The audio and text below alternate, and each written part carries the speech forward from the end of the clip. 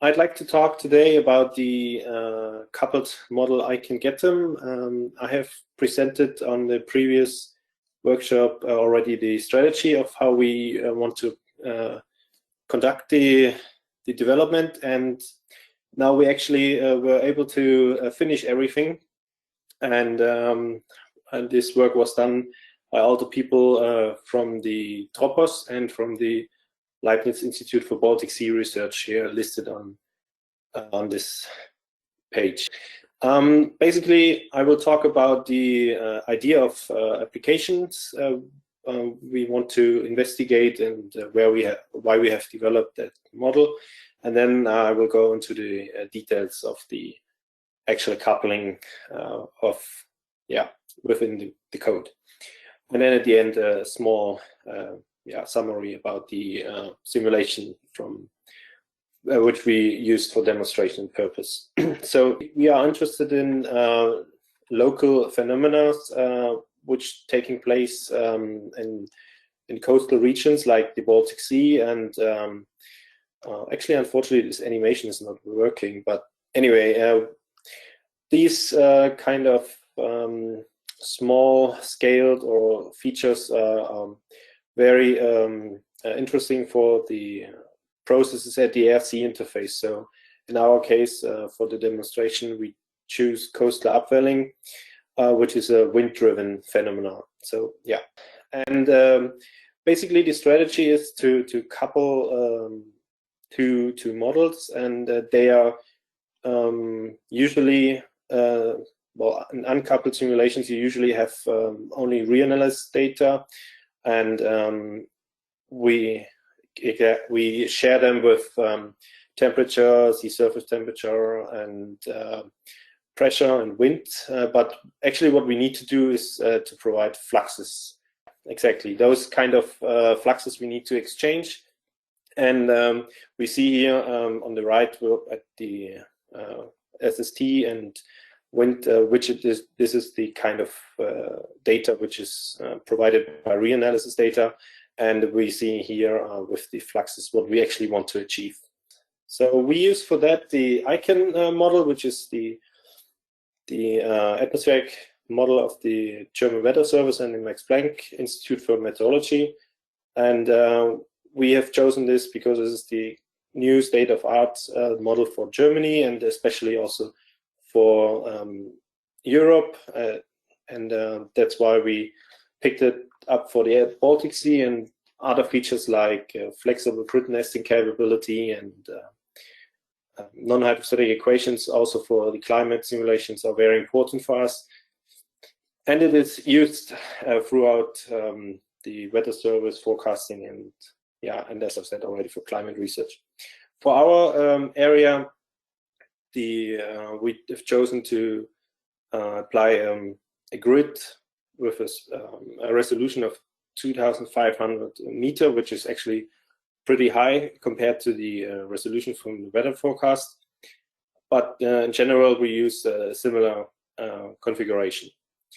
And the grid from the ICON model is icosahedral triangular grid. So basically, we have triangular shaped cells, which is very important, and they are unstructured.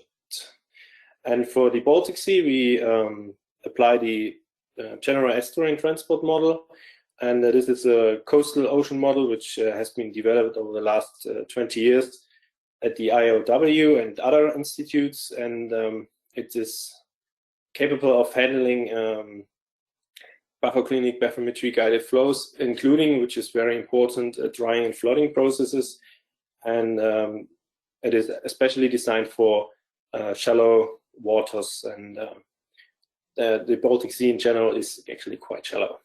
And our area of interest for our simulation is then the central Baltic Sea with a resolution of approximately 600 meter. And we use a simulation setup from the work from Peter Holtermann because we can compare the results with previous research already. And in general, our model setup is now based on the two individual components, including the boundary data for the atmosphere and for the ocean component, like bathymetry, orography, and for regional simulations, we also have open boundaries in the ocean, and boundaries also in the ICON simulation. They are provided usually through reanalysis data, especially for ICON. This is provided by the IFS data set from ECNWF. And for the GETM, we use the atmospheric state variables from reanalysis data. And we now want to exclude the reanalysis data for the ocean model, and we want to share the fields between both model components. That's our main goal. And for that, we use ESMF, the Earth System Modeling Framework. And yeah, our model system is now structured based on ESMF, and we have chosen the mediator coupling scheme. This allows us to have all the necessary interpolation calculations within the coupler itself. So basically, the models will receive the final data from the coupler, and does not have, and the models don't have to do any other calculations for them. And also we applied the NUOPC cap layer, which we have already learned yesterday from Rocky's talk, and we also applied the concurrent coupling structure from the distribution of the processes among the coupled system. So now let's go into the details of the simulation sequence, which was a lot of work to do since we wanted to apply the ESMF XGrid approach from the ESMF library, and there were a lot of help from the support from the ESMF support team, namely Faye and Bob. So thanks for that also during all the time. And yeah, so I will go through that scheme here a bit in detail, because I think this is very important. So we have our initialization and our configuration of the model, but this is basically the configuration of the coupling. So we use a user-provided name list, basically, or configuration file, which tells us only the information we need for the coupling, and this is the list of exchangeable variables and the number of processes of the distribution among the available CPUs. And everything else is actually performed by the model itself. So we have our two individual model components, and they initialize, and they provide us with the grid structure. For ICON, we have the unstructured triangular grid, so we use the ESMF mesh library. And for GETM, we have a structured grid, so we can use the ESMF grid library. And then they are applied together with the exchange grid. But for that, we need to know which variables actually we want to exchange. And first, we advertise all the available variables in the models, but the coupler advertises only the variables which are provided by the user through the configuration file. And then the connecting process within the ESMF library and NUOPC cap allows us to exchange or connect only the actually required variables. And then after the realization, we transfer the mesh and the grid from the ICON model and from the ocean component to the coupler, and then we use both mesh and grid for the calculation of the exchange grid.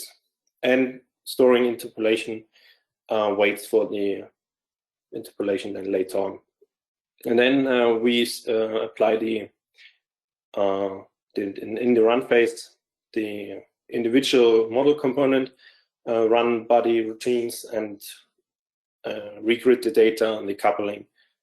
the connectors from the NUOPC kept only redistributed data, since we have transferred the grid and the mesh between the models and the mediator. And at the end, we finalize everything by ourselves. So what I'd like to point out here on this is that this slide, that we actually have found a way to use an exchange grid within the mediator without telling all the model components that there is something on the other side. So they only provide the data which they can, and then they receive the data which they expect, and they do not know anything about the other model components. We applied that for the Central Baltic Sea, and I'd like to point out on this slide the difference between the grid structure from the ESMF mesh and the grid. So we have triangular on the ICON side and on rectangular structure on the GETM side. And this looks in very zoomed in for our simulations like this on the right-hand side. And we see also the 4 different situations which can occur for coastline areas. And luckily, with the help of the ESMF X grid, we do not have to worry about these situations. On this slide, we have a 1D example with how the process with the exchange grid actually takes place. And we share on the left I can say an academic example of the mean sea level pressure, and on the right hand side you see the sea surface temperature in the other way. And which is really important is that all the 4 different situations do occur on each side, and they are handled wisely by the ESMF X grid. So, and then we have also our demonstration example with some nice results, and we see that the sea surface temperature and wind and air pressure at the surface have a complex feedbacks, and we see from the setup also that even just sharing the sea surface temperature to the atmosphere provides us already enough input to stabilize or to have a more stabilized atmosphere in our results. And we also see that in comparison with some measurement, that the two-way coupled simulations, comparison especially with the one-way coupled simulations, show a better agreement with measurements from these 3 weeks we were simulating. And this very important part is that even it looks a bit way off at some point, if you think of the 9th of July 2012, the black line is a bit higher than the measurement and the ICON simulation. We see that in general the coupled simulation is much more realistic over the weather conditions. For the ocean, we also have similar results, but we also see the influence from the one-way coupling. So the green line here in general shows the one-way coupled simulation, which basically means we only share the information from the ICON to the ocean, but not vice versa. And at the end, we have a much higher heat flux in the ocean, which basically increases over time the temperature rather than balancing it. But this might be due to some setup situations, but in general, we advise to use two-way coupled, which is actually quite obvious. And yeah, so then I'd like to summarize everything. And the work we have done was over the last few years a lot of technical aspects and discussion on how to couple flux data and how to use coupling libraries. And for the ESMF library, we decided for the ESMF library due to the exchange grid capability, which is quite helpful. And you see here on the last slide the difference between satellite uncoupled one-way and two-way simulations of the sea surface temperature. And what we can basically can say that we achieve a better agreement to comparing to measurements. And yeah, this work has been already submitted to GMD. Thanks.